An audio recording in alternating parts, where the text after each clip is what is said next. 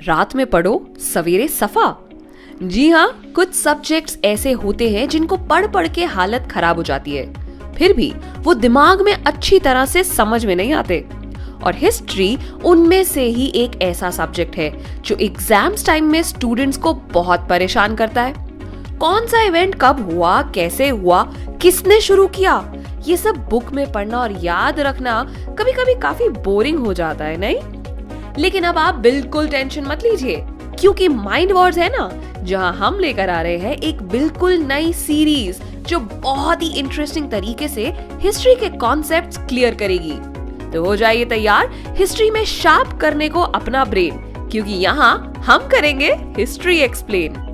आज हम चारों तरफ मशीनों से घिरे हुए हैं। Mobile phone, computer, TV, fan, lights, AC, water filter, car, bikes, buses, trains, airplane, spacecrafts, etcetera etcetera.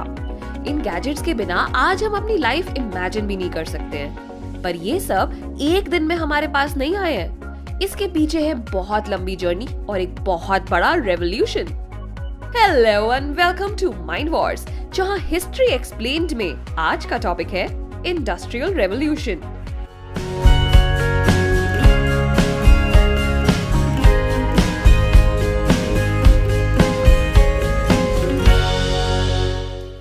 Industrial revolution, जिसे हिंदी में औद्योगिक क्रांति भी कहा जाता है, उसने ह्यूमन लाइफ को पूरी तरह से ट्रांसफॉर्म कर दिया। सदियों पहले जिन कामों को करने में महीनों लग जाते थे, वो काम मशीन की मदद से चुटकियों में होने लगे। आज हम अपने आसपास जितनी भी चीजें देखते हैं या उपयोग में ला रहे हैं, वो सब इंडस्ट्रियल रेवोल्यूशन की वजह से ही है, जिसकी शुरुआत 18वीं सेंचुरी में इंग्लैंड में हुई। उससे पहले इंग्लैंड और पूरी दुनिया में लोग अपनी जरूरत की हर चीज हाथ से ही बनाया करते थे, चाहे वो पहनने के लिए कपड़े हो या खाने के लिए अनाज, ट्रैवल करने के लिए कार्ट हो या रहने के लिए घर बनाना हो। सभी काम हाथों से ही किए जाते थे, जिनमें टाइम, पैसा और मेहनत सभी कुछ ज्यादा लगता था। ना कोई इंडस्ट्री थी और ना ही फैक्ट्रीज। फिर भी उस वक्त पर इंग्लैंड में कई तरह के प्रोडक्ट्स जैसे कपड़े, गहने आदि बड़े तादाद में प्रोड्यूस किए जाते थे। जरा सोचिए कैसे। एक्चुअली हिस्टोरियंस इस एरा को प्रोटो इंडस्ट्रियलाइजेशन एरा मानते हैं। 17th और 18th सेंचुरी में यूरोप ने दुनिया के बहुत से देशों को अपने कब्जे में लिया हुआ था, जिसने उसके लिए एक बहुत बड़ा इंटरनेशनल मार्केट क्रिएट कर दिया था। इंग्लैंड में रह रहे अमीर मर्चेंट्स की अर्बन सिटीज पर अच्छी पकड़ थी, जिससे छोटे मर्चेंट्स का यहाँ काम करना या करवाना मुश्किल था। ये देखते हुए इंग्लैंड के छोटे मर्चेंट्स ने कंट्री साइड में रह रहे पेजेंट्स और आर्टिजन्स को वेजेस पर अपने लिए काम करने के लिए तैयार किया।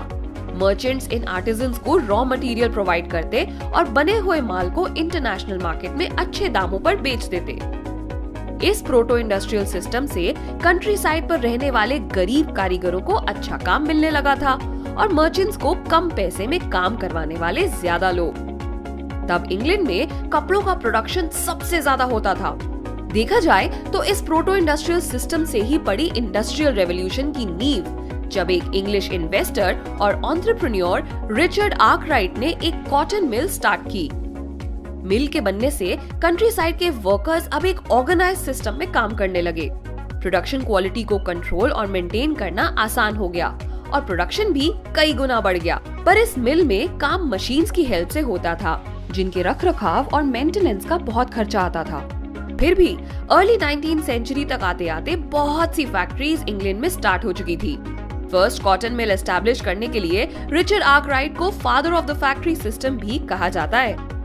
आपके दिमाग में एक सवाल जरूर उठ रहा होगा कि इंडस्ट्रियल रेवोल्यूशन इंग्लैंड में ही क्यों शुरू हुआ, वर्ल्ड की किसी और कंट्री से क्यों नहीं हुआ? तो आपको बता दें कि इसके पीछे बहुत से फैक्टर्स इन्वॉल्व थे, जिसमें सबसे इम्पोर्टेंट फैक्टर था इंग्लैंड का ज्योग्राफिक लोकेशन। मैप में देखकर आपको समझ में आ ही रहा होगा कि इंग्लैंड चारों तरफ से समुद्र से घिरा हुआ है, जिसका सीधा मतलब ये है कि इंग्लैंड को अपना सामान या रॉ मटेरियल एक्सपोर्ट या इंपोर्ट करने के लिए किसी भी और कंट्री से गुजरने की जरूरत नहीं है। वो समुद्र के रास्ते ही सारा ट्रेड आसानी से कर सकता था। सेकेंड इम्पोर्टेंट रीजन था इंग्लैंड में सरप्लस कैपिटल का होना। इंटरनेशनल मार्केट में ट्रेडिंग कर करके इंग्लैंड के पास बहुत सारा वेल्थ जमा हो चुका था, जिससे नई इंडस्ट्रीज और फैक्ट्रीज को डेवलप करने में लगाया जा रहा था। इंडस्ट्रियल रेवोल्यूशन से पहले इंग्लैंड में हुए एग्रीकल्चरल रेवोल्यूशन यानी कृषि क्रांति भी इसके होने का एक इम्पोर्टेंट रीजन है। 17वीं सेंचुरी में हुए एग्रीकल्चर रेवोल्यूशन से अचानक कृषि उद्योग में प्रोडक्टिविटी बहुत तेजी से बढ़ी। लोगों के पास भरपूर अनाज और खाने का सामान होने की वजह से उनका झुकाव दूसरे कामों की तरफ बढ़ने लगा, जिसमें कपड़ा व्यापार यानी क्लॉथ ट्रेडिंग सबसे ऊपर था। इस तरह से इंग्लैंड के लोगों में ट्रेडिंग करने की इच्छा और क्षमता दोनों ही बढ़ती चली गई, जिसने इंडस्ट्रियल रेवोल्यूशन को जन्म दिया। इस वक्त ब्रिटेन कई दूसरे देशों पर राज कर रहा था। कॉलोनियल एक्सपेंशन की वजह से इन देशों से बहुत ही कम दामों में रॉ मटेरियल इंग्लैंड में इंपोर्ट किया जाता था और मैन्युफैक्चरिंग के बाद इन्हीं देशों में ज्यादा दामों पर आसानी से बेचा जाता था। ब्रिटिश रूल होने की वजह से कई कंट्रीज में व्यापार करने के लिए इंग्लैंड को तो कोई टैक्स भी नहीं देना पड़ता था, जिससे यहाँ बिजनेस और बिजनेसमैन दोनों ही फ्लरिश हो रहे थे। पर इंडस्ट्रियल रेवोल्यूशन के पीछे सबसे बड़ा फैक्टर था नॉर्थ इंग्लैंड में बहुत ही ज्यादा मात्रा में आयरन और कोल का पाया जाना। लोगों ने धीरे धीरे लोहे को प्यूरिफाई करने की टेक्निक्स खोज ली और अब एक बहुत ही अच्छे ग्रेड का लोहा नई नई तरह की मशीनरी बनाने के लिए अवेलेबल था। इस तरह लोहे से इंडस्ट्रियल रेवोल्यूशन की पकड़ दुनिया पर लोहे की तरह ही मजबूत होती चली गई। 18वीं सेंचुरी में ही एक English iron maker Abraham Derby ने एक बहुत ही अनोखी खोज की। इन्होंने कोल यानी कोयले का इस्तेमाल करके लोहा बनाने की तकनीक इजाद की। डार्बी के बेटे ने श्रॉपशायर में सेवर्न रिवर के ऊपर इसी लोहे से वर्ल्ड का पहला कास्ट आयरन ब्रिज भी कंस्ट्रक्ट किया। इस ब्रिज को आज भी इंडस्ट्रियल रेवोल्यूशन का सिंबल माना जाता है। इन सब के साथ साथ इंग्लैंड में मिलने वाला चीप लेबर भी इस रेवोल्यूशन का एक अहम पहलू था। एग्रीकल्चर में मैकेनाइजेशन की वजह से बहुत सारे फार्मर्स अनएम्प्लॉयड हो चुके थे और वो इंडस्ट्रियल टाउन्स और सिटीज में बनी फैक्ट्रीज में बहुत ही कम वेजेस पर काम करने के लिए रेडी थे। पर ब्रिटेन की पॉपुलेशन कम होने की वजह से यहाँ पर लेबर की संख्या बहुत नहीं थी। ओनर ज्यादा से ज्यादा ऐसी मशीन्स बनाने पर जोर दे रहे थे जो कई आदमियों का काम अकेले ही कर सके। यही रीजन था कि 19वीं सेंचुरी तक आते आते दुनिया के कई देशों में इंडस्ट्रीज और मशीन्स का बोलबाला हो गया। मशीन्स की हाई डिमांड ने ब्रिटेन में इन्वेंशंस को भी ट्रिगर किया। साइंटिफिक इन्वेंशंस की शुरुआत टेक्सटाइल इंडस्ट्री से हुई थी। मैकेनाइजेशन से पहले टेक्सटाइल इंडस्ट्री में स्पिनिंग प्रोसेस को यूज किया जाता था, जो काफी स्लो था। फिर 1733 में जॉन के ने फ्लाइंग शटल को इंट्रोड्यूस किया। कपड़े बनाने में जिन धागों को पहले हाथ से पिरोया जाता था, जिसमें बहुत समय लगता था, वही काम लूम पर फ्लाइंग शटल की मदद से बहुत आसानी से और कम समय में किया जाने लगा था। इसके बाद एक से एक कई इन्वेंशंस हुए, जिसने टेक्सटाइल इंडस्ट्री को बहुत डेवलप बना दिया। पर इंडस्ट्रियल रेवोल्यूशन में बूम आया स्टीम इंजन के इन्वेंशन से। जिस तेजी से मशीन्स का इन्वेंशन हो रहा था, उतनी ही तेजी से उसे चलाने के लिए पावर की भी जरूरत थी, जिसे स्टीम इंजन्स पूरा कर रहे थे। स्टीम इंजन्स का इस्तेमाल सबसे ज्यादा कॉटन और वूल इंडस्ट्रीज, आयरन वर्क और माइनिंग इंडस्ट्री में किया जाता था। पर धीरे धीरे इनका ट्रांसपोर्ट में भी इस्तेमाल होने लगा। शिप्स और रेलगाड़ी को अब स्टीम इंजन से चलाया जाने लगा, जिससे वाटर और रेल ट्रांसपोर्ट सिस्टम बहुत बेहतर हो गया। ट्रांसपोर्ट के साथ साथ इंडस्ट्रीज के डेवलपमेंट के लिए कम्युनिकेशन का डेवलप होना भी बहुत जरूरी था। 19वीं सेंचुरी में इंडस्ट्रीज और बिजनेस जिस तेजी से बढ़ रहे थे, तो कम्युनिकेशन में भी नए और फास्ट इन्वेंशंस करना मैंडेटरी हो गया था। इसमें सबसे बड़ा योगदान वायरलेस टेलीग्राफ का था, जिसे मार्कोनी ने इन्वेंट किया। ये एक ऐसी इलेक्ट्रिक मशीन थी जिससे टेक्स्ट मैसेजेस को कोड्स की मदद से कम समय में दूर तक पहुंचाया जा सकता था। ये टेलीग्राफिक सिस्टम 1845 के आते आते वाइडली डिस्ट्रीब्यूट हो चुका था।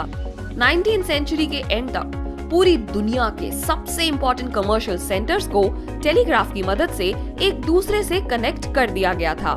1876 में अलेक्जेंडर ग्राहम बेल द्वारा टेलीफोन के इन्वेंशन ने कम्युनिकेशन सिस्टम को और भी आसान बना दिया।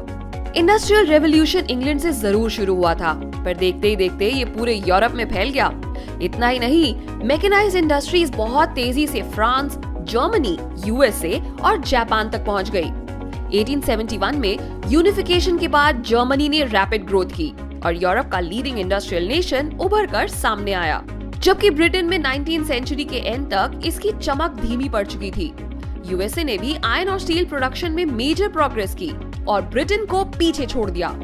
दूसरी तरफ रशिया में इंडस्ट्रियल रेवोल्यूशन की स्पीड स्लो थी। 1917 में रशियन रेवोल्यूशन के बाद वहां इसने रफ्तार पकड़ी। एशियन कंट्रीज की बात करें तो जापान वो पहली कंट्री थी जहां इंडस्ट्रियल रेवोल्यूशन की शुरुआत हुई थी। इंडिया में फर्स्ट कॉटन मिल 1854 में बॉम्बे में एस्टैब्लिश हुई। बंगाल में भी इंडस्ट्रीज का आगाज हुआ और 1855 यहाँ जूट मिल लगाई गई। फिर 1860 में कानपुर में एल्जिन मिल और 1861 में अहमदाबाद में पहली कॉटन मिल सेटअप की गई। साउथ इंडिया की बात करें तो यहाँ सबसे पहले स्पिनिंग और वीविंग मिल 1874 में मद्रास में लगी, जिसमें कपड़ों का प्रोडक्शन शुरू हुआ। इस तरह से पूरे भारत में इंडस्ट्रीज तेजी से इंक्रीज हो रही थी। मैनचेस्टर में सबसे ज्यादा इंडियन प्रोडक्ट्स और रॉ मटेरियल्स को एक्सपोर्ट किया जाता था क्योंकि इनकी क्वालिटी सबसे अच्छी मानी जाती थी। पर फर्स्ट वर्ल्ड वॉर के दौरान इंडस्ट्रियल ग्रोथ धीमी पड़ गई।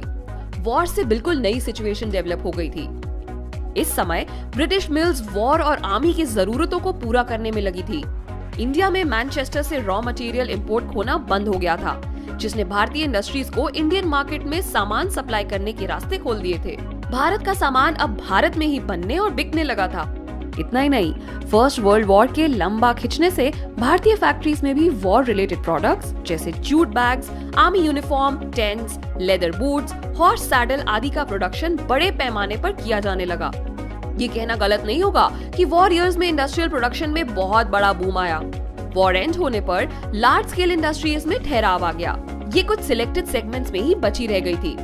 इस सिचुएशन में लोगों ने छोटे छोटे उद्योगों को छोटी जगह लेकर या घर से ही करना शुरू कर दिया और इस तरह से स्मॉल स्केल इंडस्ट्रीज का इंट्रोडक्शन हुआ। इंडस्ट्रियल रेवोल्यूशन के इम्पैक्ट पूरी दुनिया पर बहुत गहरे थे, जिसने पूरी सोसाइटी को ट्रांसफॉर्म कर दिया था। इकोनॉमिक इम्पैक्ट की बात करें तो इंडस्ट्रियल रेवोल्यूशन ने अर्बनाइजेशन को बहुत तेजी से बढ़ाया। इंग्लैंड की बड़ी बड़ी सिटीज जैसे मैनचेस्टर, बर्मिंघम इंडस्ट्रियलाइजेशन की ही देन है। टाउन्स में फैक्ट्रीज बनने के कारण सिटीज का डेवलपमेंट तेज रफ्तार से हुआ।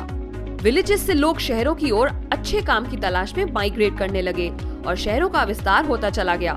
इंडस्ट्रियलाइजेशन से एम्प्लॉयमेंट इंक्रीज हुआ। आदमियों के साथ अब औरतें भी इंडस्ट्रीज में काम करने लगी।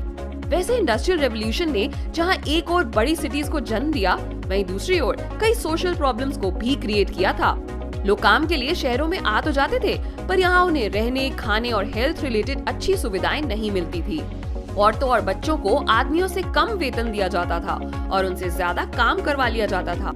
इंडस्ट्रियल रेवोल्यूशन ने जहाँ फैक्ट्री सिस्टम को इंट्रोड्यूस किया, वहीं कैपिटलाइजेशन यानी पूंजीवाद की समस्या को भी बढ़ावा दिया। सारा का सारा पैसा उद्योगपतियों के हाथों में ही होता था और जी जान से काम करने वाले वर्कर्स को बस थोड़े से पैसों में ही संतुष्टि करनी पड़ती थी। इंडिया में भी हाथ से काम करने वाले कारीगरों की वैल्यू कम हो गई क्योंकि वो बड़ी बड़ी इंडस्ट्रीज के सामने टिक नहीं पा रहे थे। वर्कर्स का रूथलेस एक्सप्लॉयटेशन ही एक सबसे बड़ी वजह था जिसने ट्रेड यूनियंस को जन्म दिया। ट्रेड यूनियन वर्कर्स के राइट्स और अच्छी वर्किंग कंडीशंस के लिए लड़ती थी। ये ट्रेड यूनियंस की लंबी लड़ाई और डिटर्मिनेशन का ही नतीजा था, जिसकी वजह से गवर्नमेंट को कई फैक्ट्री लॉस इम्प्लीमेंट करने पड़े। इतना ही नहीं, इंडस्ट्रियलाइजेशन और फैक्ट्री लॉस की मदद से डिवीजन ऑफ लेबर को भी बढ़ावा मिला। अपनी कैपेबिलिटीज और एबिलिटीज के अकॉर्डिंग लेबर्स को स्पेशलाइज्ड टास्क करने के लिए डिवाइड किया जाने लगा, जिससे इंडस्ट्री सिस्टम दिन ब दिन ऑर्गेनाइज होता चला गया और वो स्वरूप लिया जो हमें आज दिखाई देता है। ये था इंडस्ट्रियल रेवोल्यूशन पर हमारे आज का एपिसोड। हम उम्मीद करते हैं कि जिस तरह से इंडस्ट्रियलाइजेशन से पूरी दुनिया में क्रांति आ गई, ठीक उसी तरह से हमारी ये सीरीज आपके लिए शिक्षा की क्रांति लेकर आए और आप हिस्ट्री के मास्टरमाइंड बन जाएं। तो अगर आप भी चाहते हैं कि रात में पढ़ी हुई हिस्ट्री सुबह दिमाग से साफ ना हो जाए, तो देखते रहिए हिस्ट्री एक्सप्लेन्ड सिर्फ माइंड वॉश यूट्यूब चैनल पर। और तब तक take care and don't forget to like, share and subscribe to our Mind Wash YouTube channel.